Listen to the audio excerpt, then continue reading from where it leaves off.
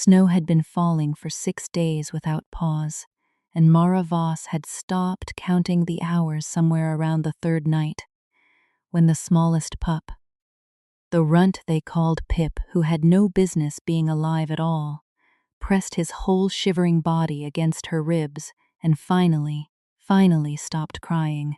The temperature outside the den had dropped to something the old wolves would have called kill cold, the kind that didn't announce itself, the kind that simply arrived and stayed and waited for you to give up.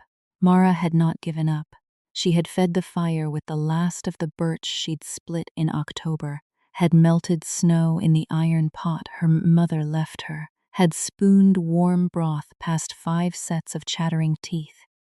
And when the wood was gone, she had lain down across the doorway herself. Her body, her heat, her decision, and let the pup sleep against her like she was the only warm thing left in the world. She was, that was the truth of it. She was the only warm thing they had. 14 months earlier, the Greymore pack had decided she was nothing, not dangerous, not challenging, nothing. An Omega who had overreached, who had made the mistake of believing the bond she felt was real, who had stood in the Alpha's hall and waited for him to look at her. Cale Ashford, whose wolf she had known the moment she was within 100 yards of him, whose presence rewrote the air she breathed, and watched him turn away, not with cruelty, almost worse than cruelty, with a kind of tired finality, as though she were a problem he was resolving, not a person he was refusing. He had said the word that ended her place in the pack, and the council had ratified it, and she had walked out of that hall with nothing but the clothes on her back, and the knowledge that the bond she'd spent 3 years protecting was being discarded by the one person it required. She had walked north. She had found the den, an old mining hollow 2 miles from the Greymore border, which technically made it unclaimed territory, and practically made it the coldest, most isolated shelter in the county. She had insulated it with salvaged lumber and packed moss, and a tarp she'd bartered for at the human market in town, where no one knew her face. She had prepared for winter the way her grandmother had taught her, which was slowly and completely, and without anyone's help. And then, in the last week of October, a she-wolf had appeared at the mouth of the hollow with 5 pups, tumbling around her feet and blood on her flank, and a look in her eyes that Mara recognized from the inside. The pack that had belonged to her was gone. The pups were hers, all 5 of them, born 2 months early from a pregnancy that should have killed both mother and young, and she was standing in the snow with nowhere left to go. Her name was Senna. She died 3 weeks later quietly, the way the strongest sometimes do, not from drama, but from accumulation. Too much given and not enough left.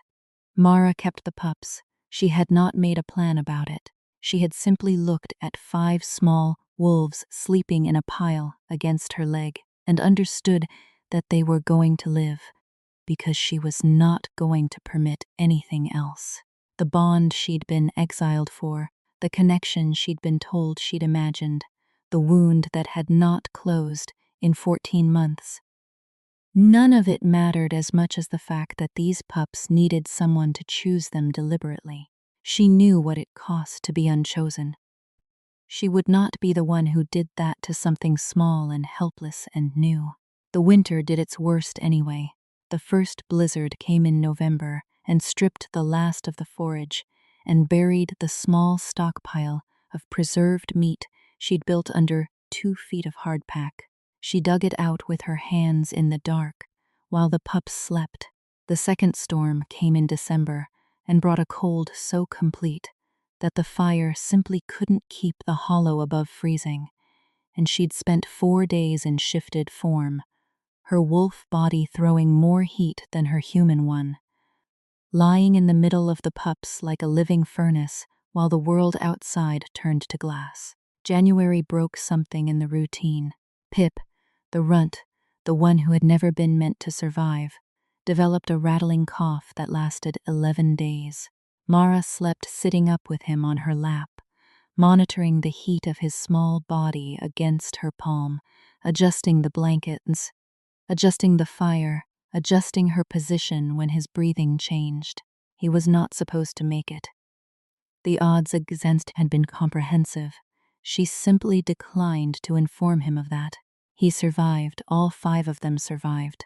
When the first real thaw came in late February, she stepped out of the hollow one morning and stood in the pale, watery light and felt the strange, hollow exhaustion of someone who has held something together through force of will alone and is only now beginning to understand what that cost.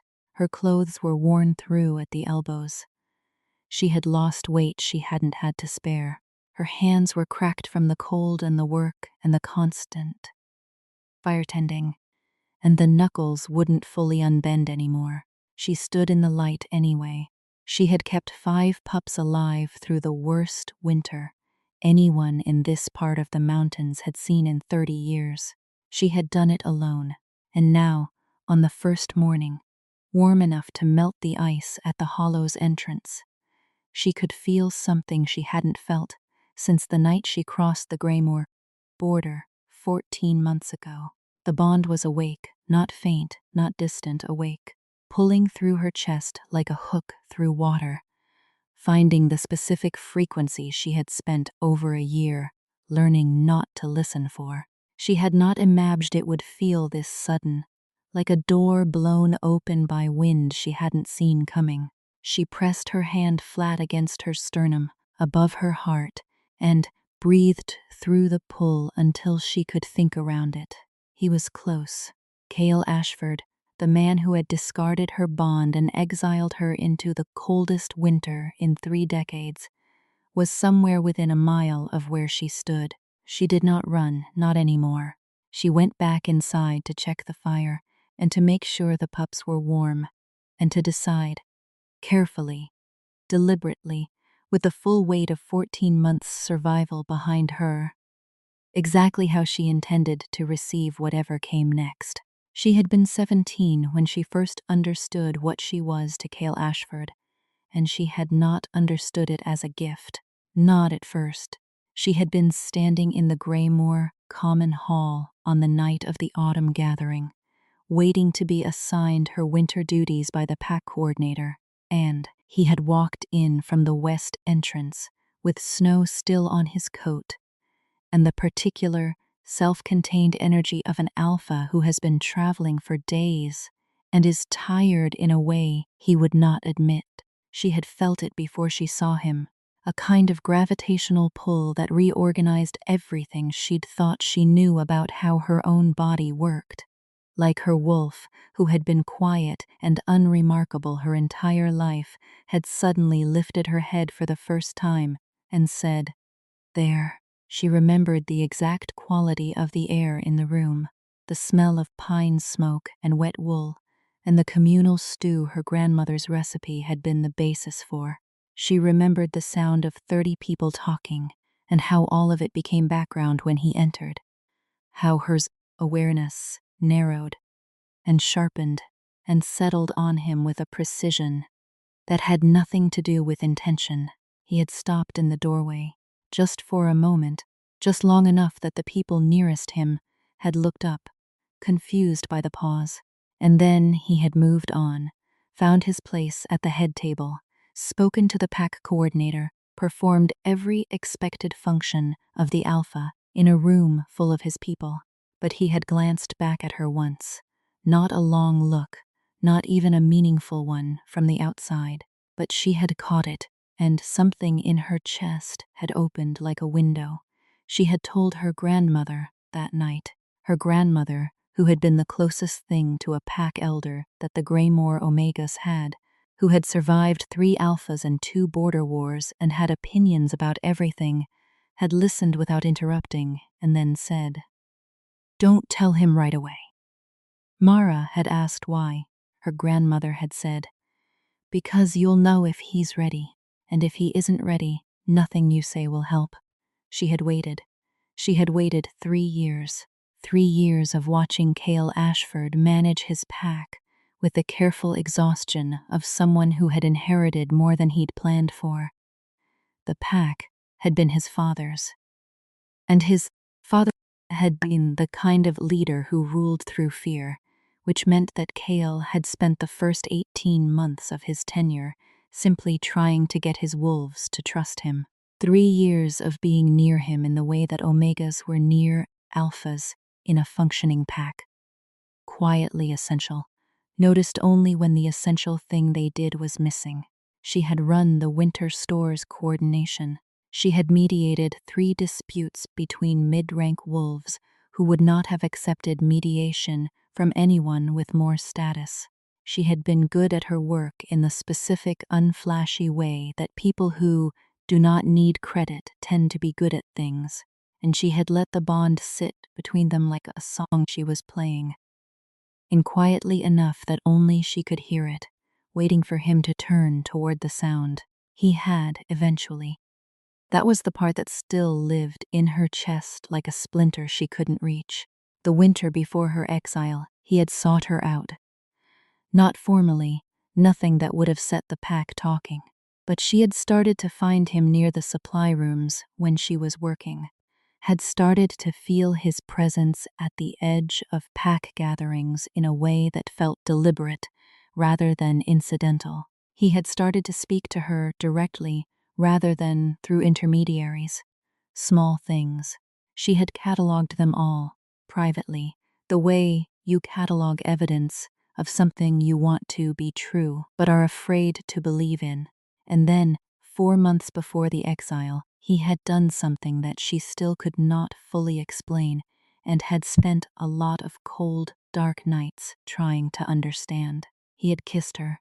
It had happened behind the eastern storehouse on an evening in early autumn when the pack was occupied with the harvest celebration, and the two of them had both stepped away from the crowd.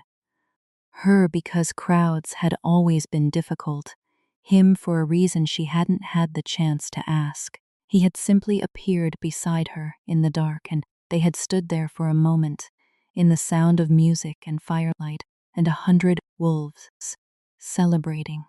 And then he had kissed her with the careful, concentrated force of a man who has been deciding something for a long time and has finally decided it. She had felt the bond light up from her heels to the crown of her head. He had pulled back after a moment, looked at her with an expression she hadn't had a word for then, and wasn't sure she had one for now, something between recognition and alarm, and said nothing, just walked back into the party, and she had stood there in the dark for a long time, with her hand pressed to her mouth. Not because she wanted to feel his presence on her lips, though she did, but because she was trying to contain the happiness. She had been so stupid. Not about the bond. The bond was real. Her grandmother had been right about everything except one thing. She'd suggested that knowing he was ready was possible, that readiness was something you could read in a person the way you read weather. What she hadn't accounted for was the kind of man who could feel something completely and still choose not to claim it. The kind of man who had grown up wapapumpat power, weaponized by the person who held it, and had consequently developed a complicated and destructive relationship with his own desire. The kind of man who could kiss an omega in the dark and then look at her across the hall the next morning as though she were simply part of the furniture again. She had given him 2 more months. Her grandmother's counsel, the hope she had tended carefully, her own stubborn certainty that the bond was not something he could simply override by deciding to. She had held all of it together and waited. And then the council had announced the Alpha's formal courtship of Sable Krensitz, the beta daughter of the neighboring Ironfall pack, and Mara had understood that waiting had been, in the end, the wrong choice. She had gone to him directly. She had asked for a private audience and been granted one. He would not have that would have been noticed. and she had stood in his study with her hands very still at her sides and told him the truth. Not dramatically. She had not pleaded or wept or threatened.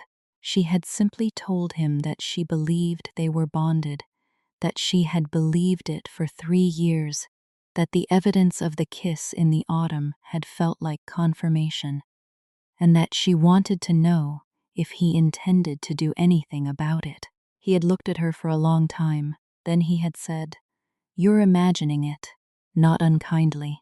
That had been the most devastating part. He had said it the way you tell someone their coat is buttoned wrong, gently, a little impatiently, certain of the fact. He had told her that Omega wolves sometimes developed strong attachments to their alphas that could feel like a bond without being one. He had told her that he valued her work in the pack. He had told her that the Ironfall Alliance was important for reasons she might not fully appreciate. He had not looked at her the way he'd looked at her behind the storehouse. He had looked at her the way he looked at administrative problems. She had survived that. She had walked out of his study without running, without crying, without giving him anything he could point to, later as evidence of instability. He had formally exiled her 6 weeks later, after the council had received an anonymous complaint that she had been spreading rumors about the Alpha's personal conduct. She had never spread a single rumor. She had, however, told her grandmother what had happened, and her grandmother had told 2 people she'd trusted, and one of those people had evidently been more loyal to the council than to her. The exile had been declared at a full pack meeting, read aloud, ratified in 30 seconds. She had not been invited to speak in her own defense. He had not looked at her during the reading. She had walked out of that hall and north across the border, and had not looked back once. He was wrong about everything except one thing. He had been right that she was strong enough to survive without the pack. He had simply not intended it as a compliment. She had not heard the approach. That was the first thing that unsettled her. Her hearing had sharpened considerably over the course of the winter, honed by isolation and the need to monitor 5 small wolves through a hollow wall, and the fact that she had not heard the approach meant that whoever was moving through the tree line had been moving carefully, deliberately, not like someone who was lost, like someone who knew exactly where she was and had been making decisions about how to arrive. She was adding wood to the fire. The morning's first full feeding of the flames, when she heard the pups change. Not an alarm sound, not the sharp, staccato barks they used when something genuinely frightened them, something quieter and stranger. The 2 oldest, a pair of brothers she'd named Rowan and Flint, lifted their heads from where they'd been wrestling near the back wall and went still. Pip, who was curled in his usual spot near the warmth, opened his eyes and looked toward the entrance. The bond pulled once hard, like a rope going taut. Mara set the wood down and straightened, and turned toward the hollow's entrance and waited. Cale Ashford stepped into the doorway. He was thinner than she remembered. That was the first thing she noticed, and she noted it with the same clinical distance she'd applied to everything concerning him over the past 14 months. Not with satisfaction, not with worry, just as information. His coat was good quality but showing wear. There was snow on his shoulders and something in his face that she recognized, despite herself, from the early days of his tenure. The particular tiredness of someone who has been holding something together through force of will alone. She did not speak. She let him stand in the doorway in the cold and look at what she had built and what she had done. And she watched his wolf react to the sight of the 5 pups and the warm hollow and the woman who had kept them alive. She watched his jaw tighten. She watched something move through his expression that he was trying not to show. And she let it sit there without rescuing him from it. "Mara," he said, "Alpha." The word was perfectly neutral. She had practiced neutrality for 14 months. She was extremely good at it now. He looked at the pups. Rowan and Flint were watching him with the steady, evaluative gaze of young wolves who have been raised without a pack, but with good judgment. Pip had pressed closer to Mara's leg. The two females, Clove and Dusk, Senna's daughters, were standing very still near the back wall, which was what they did when they were paying close attention to something. "They're alive," he said, and it came out sounding like something he hadn't planned to say. "They are," she agreed. He stepped inside, and the bond did something she hadn't given it permission to do. It settled, not the frantic, hungry pull she'd felt outside, but something deeper and quieter. The way a fire settles when you stop feeding it, emergency wood, and let it breathe. His wolf was inside the same space as her wolf, and every instinct she'd spent 14 months disciplining was suddenly paying very close attention. She had carried the bond alone for 14 months. She could carry this too. Kael was looking at her, the way he had not looked at her since the night behind the storehouse. Not the administrative look, not the polite dismissal. The look that saw her, specifically, the one she had catalogued and learned not to hope for. She did not look away from it, but she did not soften to it either. She let it land on her and stayed exactly where she was. "The pack is in trouble," he said. "I know," he blinked. "How?" "Because you're here."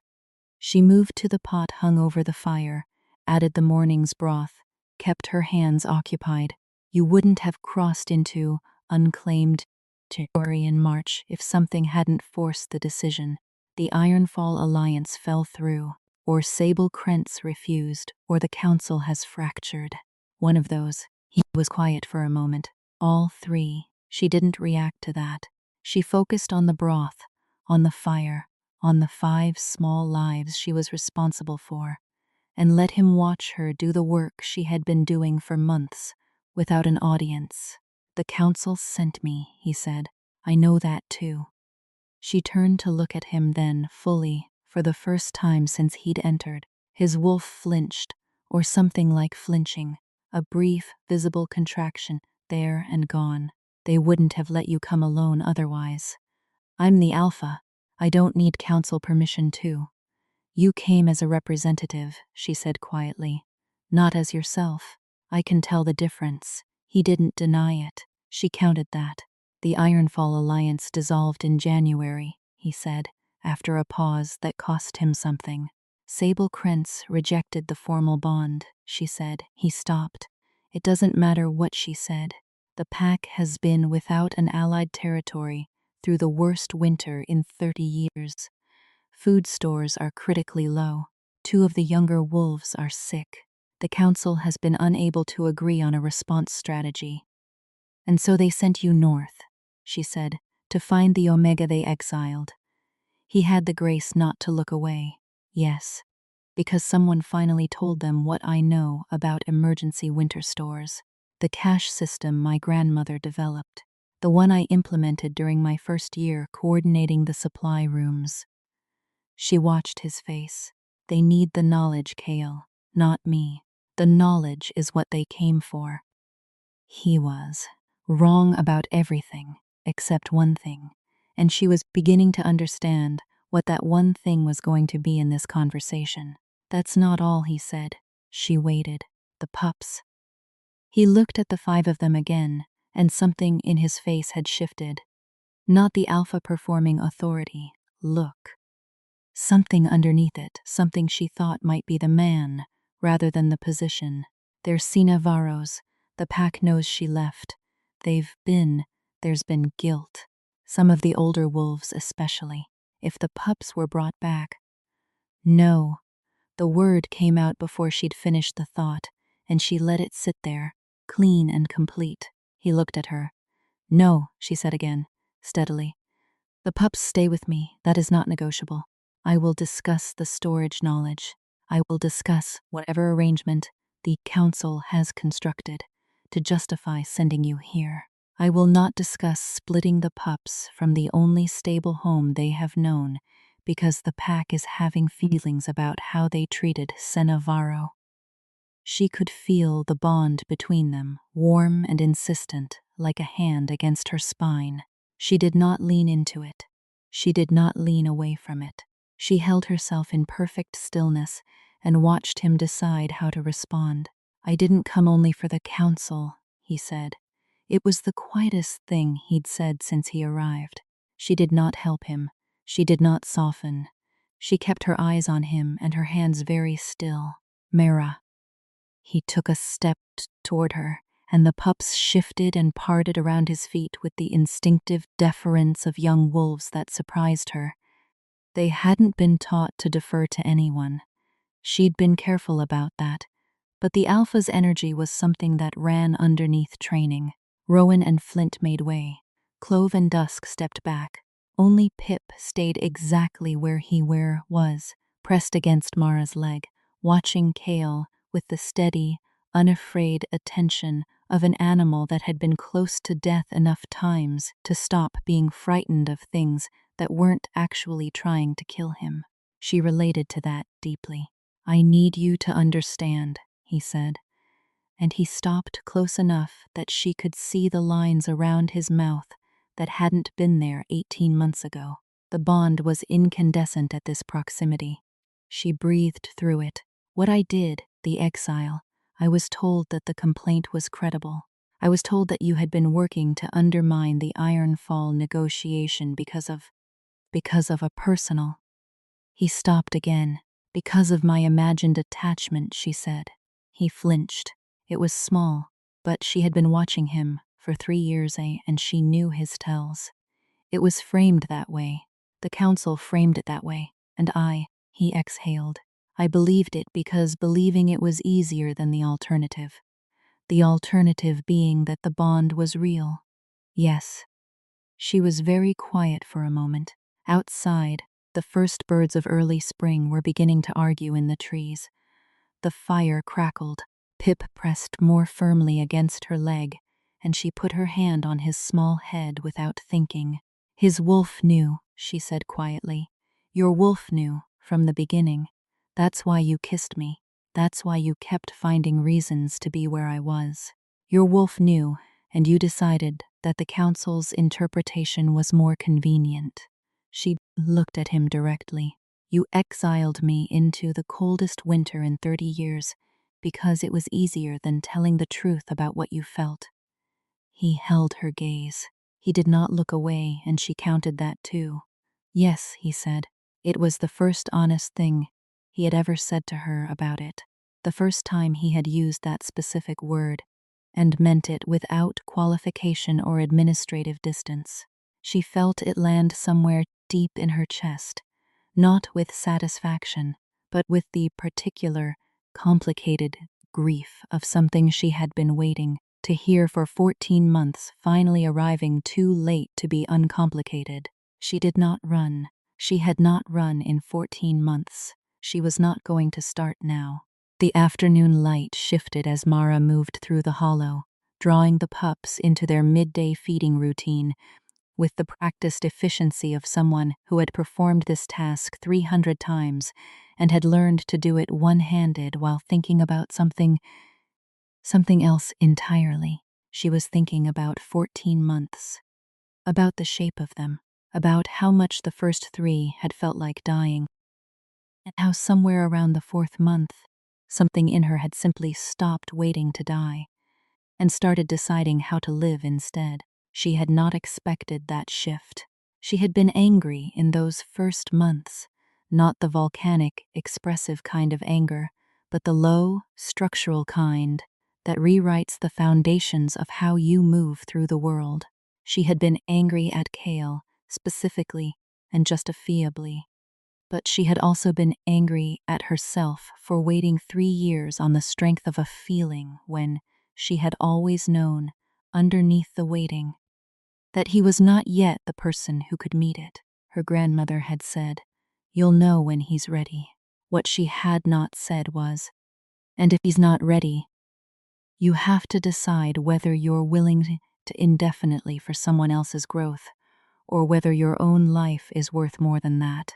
She had decided, somewhere in month 4 of the exile, that her life was worth more. That had not made the bond go away. She needed to be honest about that, even now, even here, with him. Standing in her hollow watching her feed pups, she'd kept alive on sheer stubbornness. The bond had not gone away. It had done something more complicated. It had become one fact among many, rather than the organizing fact around which everything else arranged itself. She had moved it from the center to the edge, not through suppression, but through the patient accumulation of other things that mattered.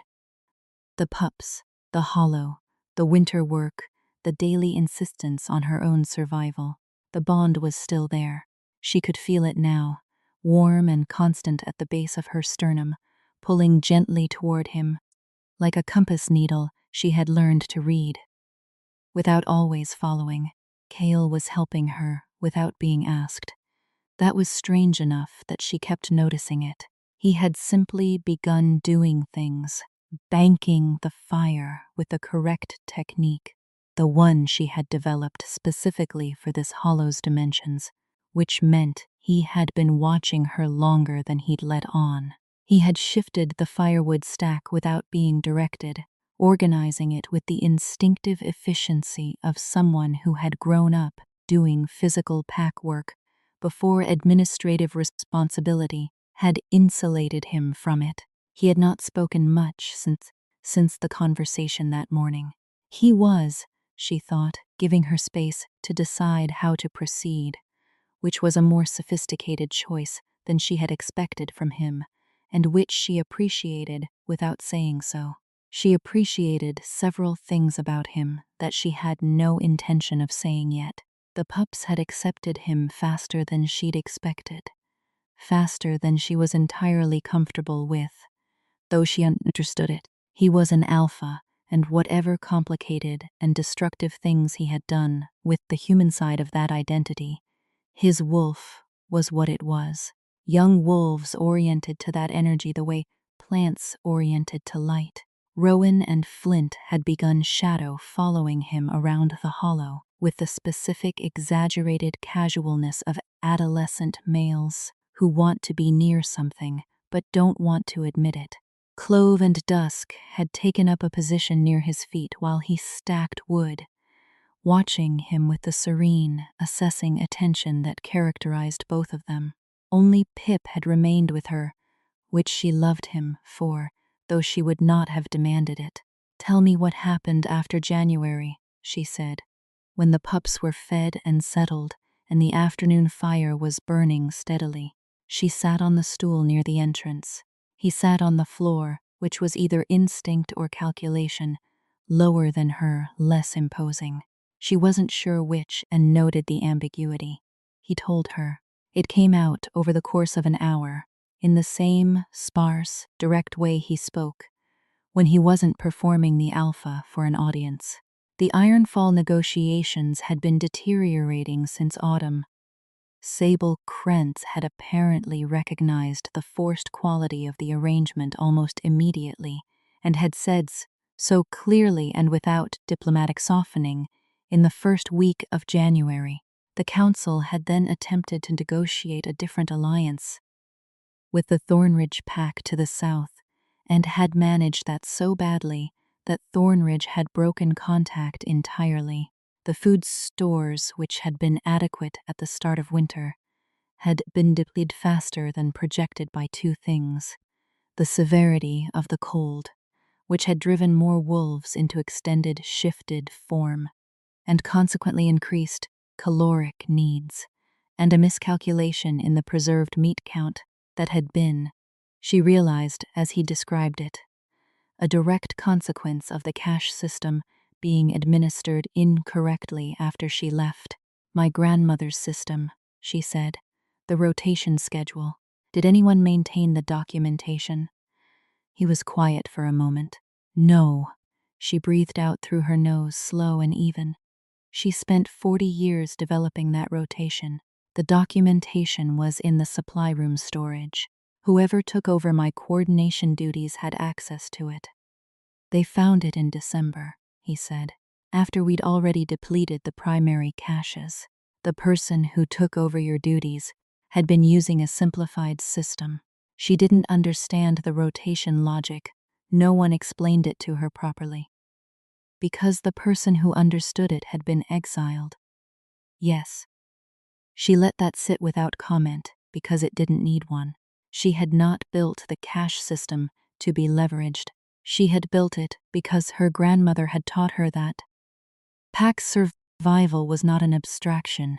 It was arithmetic, it was rotation schedules, it was knowing exactly how many wolves you were feeding, and for how many days and at what temperatures. She had maintained it for 3 years because it was the work she was given, and she was constitutionally incapable of doing work badly. The fact that it had turned out to be irreplaceable was not something she'd planned. She had simply done the job completely, which was what she always did. 2 wolves are sick, she said. What's the presentation? He described it. She listened, asked 3 questions, identified the likely cause. Crowded den conditions combined with depleted nutrition and the stress responses that accompanied both, and told him what was needed. He listened to her the way he had never listened to her when she was in the pack, which was with his full attention and without interruption, and she understood that this, too, was information about who he was now versus who he had been. Whether it was enough was a different question. His wolf knew, she said, again but softer this time, more to herself. She was looking at the fire, not at him. From that first night in the hall, your wolf knew everything, and you spent 3 years finding reasons not to act on it, and then, when the alternative was acknowledging the bond, you chose exile instead. She turned to look at him then, and found him watching her with an expression that had given up on composure. I want you to understand that I understand why. I'm not saying it was right. I'm saying I understand that the man who watched his father use power the way your father used it would develop complicated feelings about claiming something he desperately wanted. That makes sense to me. It doesn't excuse the exile, but it makes sense. He said nothing for a long moment. Outside, a bird called once, twice, went quiet. You've thought about this, he said. I've had time. You're not angry. I am angry, she said. I have been angry for 14 months. The anger has had to be very small and very organized because there was other work to do. But it is still there, KL. Don't mistake composure for forgiveness. He nodded slowly. What would it take? She looked at him steadily. It would take you telling me the truth. All of it. Not the version the council shaped. Not the version that makes your choices look like policy instead of fear. The actual truth, in order, without qualification. She paused. And it would take you understanding that whatever you tell me, whatever happens here, I'm not going back to Greymoor as what I was. An Omega coordinating supply rooms, waiting to be noticed.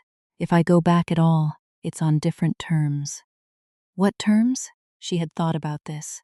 On some level, she had been thinking about it since month 4, since the shift had happened. And she'd stopped organizing her life around waiting and started organizing it around what she actually wanted. Recognize status, she said, not Omega by default. The position I actually held, head of supply and resource coordination, formalized and titled and compensated correctly. The pups come with me and they are presented to the pack as Varro pups under my care, not as charity cases or redemption projects. And the bond, she stopped. He was very still. The bond, she said carefully, is acknowledged, formally. Whatever you want to do about it, whatever you think you can be, that is your decision to make. But the existence of it is acknowledged to the council and to the pack as real and as having been real from the beginning. I will not go back to a place where my experience of the last 3 years is treated as delusion. He held her gaze. All of that, he said slowly, I would agree to without condition. He paused, And then he said the thing she had not been prepared for. Mara, I want you to understand something. Not as the alpha, not as a representative of the council. He shifted, and the movement brought him closer to her, close enough that the bond was no longer subtle.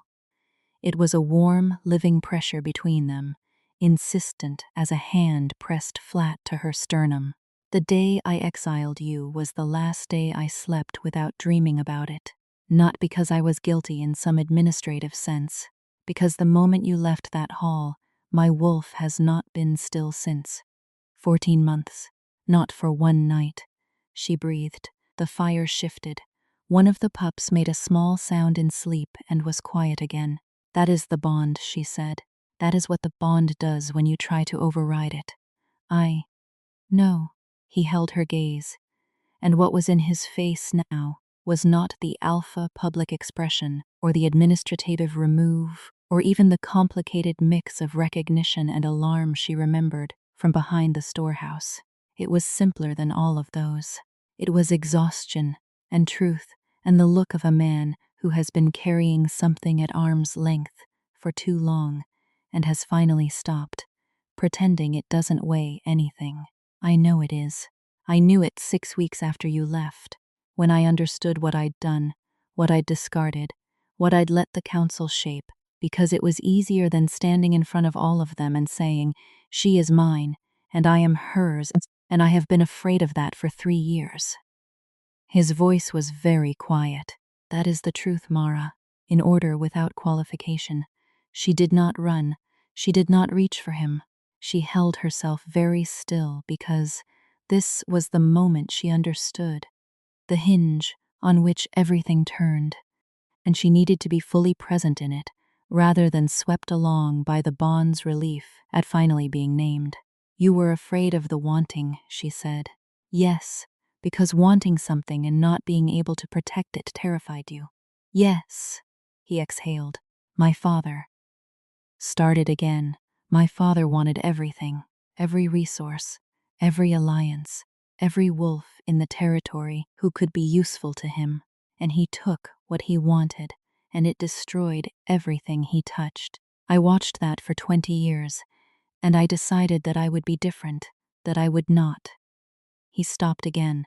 I made desire itself the thing to be afraid of. If I don't claim it, I can't damage it. That was the logic. It is not good logic. No, she agreed, it isn't. I damaged you anyway. His eyes were steady on hers. I damaged you by not claiming what was already true. The fire breathed between them. The pups slept. The early spring afternoon pressed softly against the hollow entrance, all pale light and melting snow, and Mara felt the anger. The small, organized anger she'd maintained for 14 months.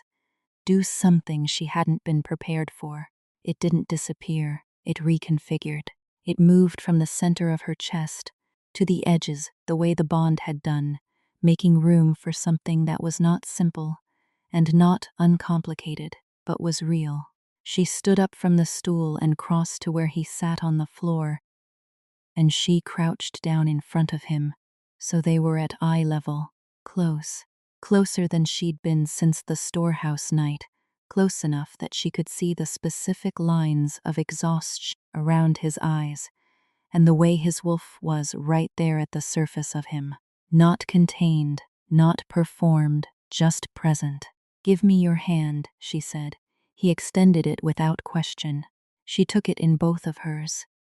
His hand was large and calloused, the hand of a man who did more physical work than his position required, and she could feel the bond singing between them at the contact, warm and certain and very patient, like it had known, all along, that this moment would eventually arrive, and had simply been waiting. She held his hand and looked at him, and she felt 14 months of cold and hard work, and 5 small lives saved, and one very large grief slowly reconfigure into something that was not the end of pain, but was the beginning of something else. Tell me the rest, she said. All of it, not tonight. It doesn't have to be tonight. But everything the council told you that wasn't true. Everything you believed, because believing it was convenient. Everything you know now that you didn't know then. I need all of it. She paused. And I need you to understand that the terms I named are not negotiable. Not any of them. I understand, he said. His fingers closed around hers, careful and deliberate. None of them are negotiable. I wouldn't negotiate them. She looked at him for a long moment. I haven't forgiven you. I know. I might, in time. She held his gaze. But I need you to know that whether I forgive you or not, the answer about the pack, the chasse system, the sick wolves, the food situation, that help is not conditional on the personal question. I'll give you what you need to get your wolves through the rest of winter because they are wolves and they didn't exile me. The personal question is a separate matter. That's yes, I understand. Good. She did not let go of his hand. She was not ready to let go of his hand. The bond was warm and steady and doing exactly what it had always done, which was simply insisting on the truth of itself. And she had no more fight left in her against a truth she had always known. You'll stay tonight. It's too cold to make the crossing before dawn, and I won't have you carrying the cache documentation in your head when you're exhausted. Tomorrow morning I'll walk you through the full rotation system and write down the critical documentation, and you can take it back. He nodded. And the pups?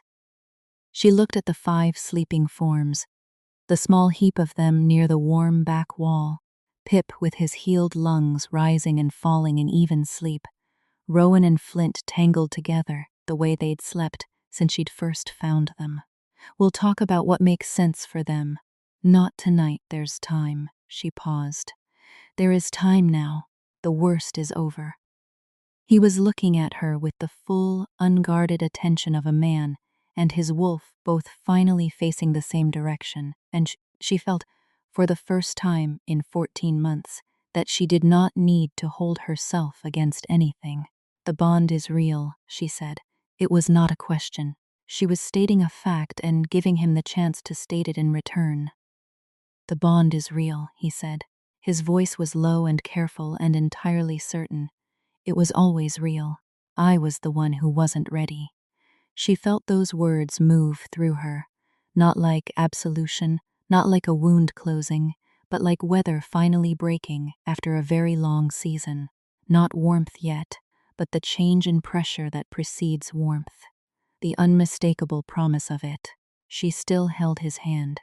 He had not tried to take more than she was offering, which was another thing she counted, and was beginning to accumulate into a different picture of who he was capable of being than the one she had carried through the winter.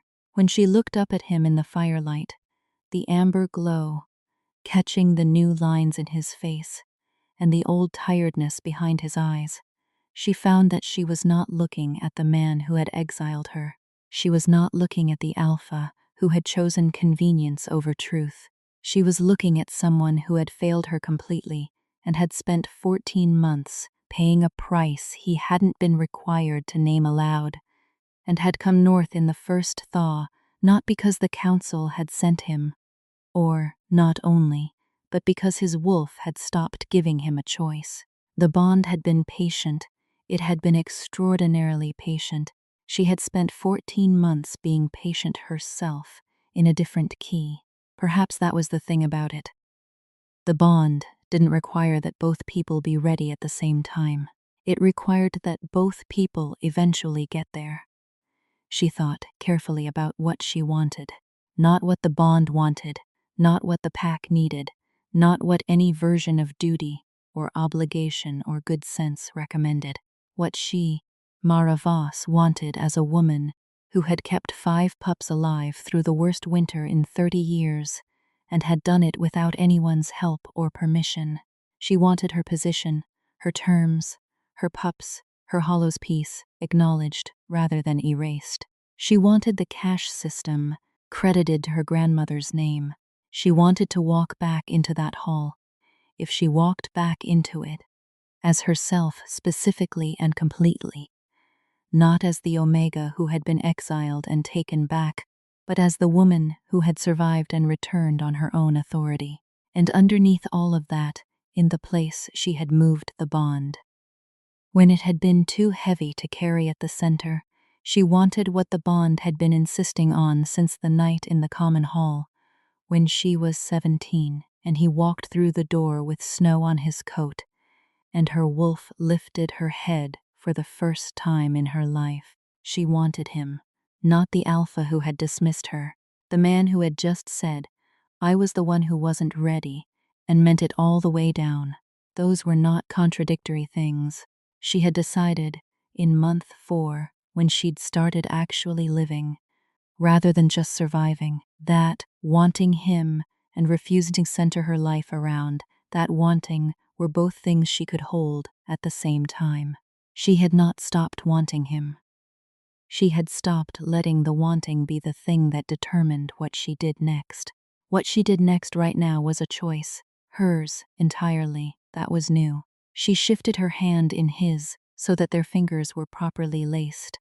Not her holding his hand carefully, as you might hold something fragile, but the specific interlocking grip that was not fragile at all. She felt him register the change, felt his wolf register it. The bond pulsed once, deep and even, like a bell struck correctly for the first time in a very long time. She did not tell him it was forgiveness. It wasn't, not entirely, not yet. She told him with the grip of her hand what she was actually offering. Not absolution, not restoration of the old arrangement, but the beginning of a different one. Careful, deliberate, on terms she had named and he had accepted. The fire burned steadily. The pups breathed in their sleep. The first stars appeared at the edge of the hollow. Entrance, winter stars beginning to thin towards spring. She had survived the worst winter in 30 years. She had done it alone, and he had done it completely, and it had made her into someone who understood, with a clarity that no amount of pack belonging could have taught her, exactly what she was worth. She was the woman who had kept 5 lives burning in the dark, with nothing but her cousins and her will, and her grandmother's 40-year rotation system. She was the woman who had walked out of that hall without running, and had not stopped walking until she found ground worth standing on. She was not going back to anything. She was going forward on her terms towards something that was still being shaped. The council's judgment about what she was had been rendered in 30 seconds over a year ago. It had not proven particularly accurate. Kale's thumb moved across her knuckles, slow and careful. A question. She did not pull away. Outside, the meltwater from the first true thaw was finding its way down the hillside, the sound of it soft and constant, and entirely unlike the silence that had preceded it. The frozen silence of deep winter that she had learned to read and work within and had finally outlasted. In the morning, she said, "We begin with the documentation." She felt him nod. "Tonight you sleep near the entrance. The pups will sort themselves out." A pause. "And you?" She considered this. The bond offered its opinion insistently without being asked. She considered that too. "Near the pups," she said, "where I always sleep." She looked at him in the firelight, unhurried. "There is time, Kale. There is time to do this properly. I've waited before. I can wait again. But the difference is, this time I'm waiting for something I've chosen, not something I'm hoping for in spite of the evidence." A pause, and then, because she was not a woman who left important things unsaid, "The evidence has improved." He made a sound that was not quite a laugh and not quite something else, but that she thought was the most unguarded sound she had ever heard from him, and it settled somewhere in her chest alongside everything else she was slowly learning to carry without it crushing her. She let go of his hand eventually. She checked the fire, checked each pup in turn, with the rote thoroughness of 5 months' habit, added the last wood of the evening, and settled into her place near the warmth. Pip immediately pressed against her side. Clove and Dusk arranged themselves at her feet. Rowan and Flint drifted toward Kale, who she could feel was awake at the entrance, and after a few minutes, she heard the low, contented sound of young wolves who have decided that the new presence is acceptable. His wolf knew. It had always known, so had hers. The night deepened around the hollow, soft and cold, and entirely different from every other night she had spent there. And Mara Voss, who had walked out of a hall with nothing and built everything, lay in the warmth of 5 sleeping pups and the presence of a bond finally named, and breathed and rested, and was not afraid. The pack had come back hungry, and she would feed them, because that was who she was. Not from obligation, but from a surplus of skill and care that Exile had refined into something harder and more certain than anything that comfortable belonging had ever given her. She would feed them from strength. She would return, if she returned, as the source, not the supplicant, the source. She had earned that in the dark, with cold hands and an iron pot and 5 lives that had needed her, more than anything had ever needed her before. She had learned in the earning that she was exactly enough, not despite what she was, but because of it, precisely and completely. The Omega who would not give up on small things, who kept the rotation schedules, and the fire, and the runt who had no business surviving. The woman whose wolf had recognized her mate in a crowded hall at 17 and had been right about every single thing, including, especially, how long this was going to take. Spring was coming. The meltwater said so. The pups said so, stirring in their sleep with the energy of young animals who can feel the season turning, the world opening again after its long closure. The bond said so, warm and steady, and finally, at long last, moving in both directions at once. She closed her eyes and slept, and did not dream of cold.